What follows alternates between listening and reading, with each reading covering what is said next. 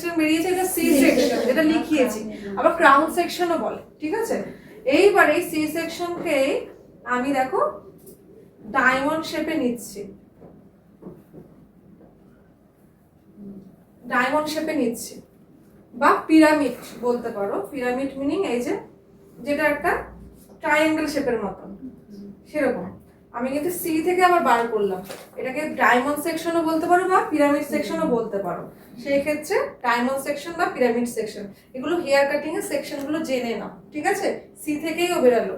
এবার রয়েছে বি আর সি, ছেড়ে দিলাম।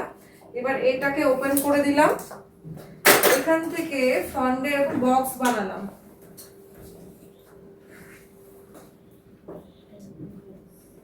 এটাকে বলে বক্স সেকশন। এই যে বক্স করলাম, এ থেকে একটা বা ডি সেকশন বলে, একটা বক্স সেকশন হলো বা ডি সেকশন হলো। হলো ক্লিয়ার? এই সেকশন গুলো আমাকে জানতে হবে, কারণ হেয়ার কাটিং এর জন্য ইয়ার টু ইয়ার করে নিয়েছি এই সেকশন, ব্যাকে যেটা পড়েছিল বি সেকশনকে ডিভাইড করে নিয়েছি, ঠিক আছে, ওটা এ আর বি।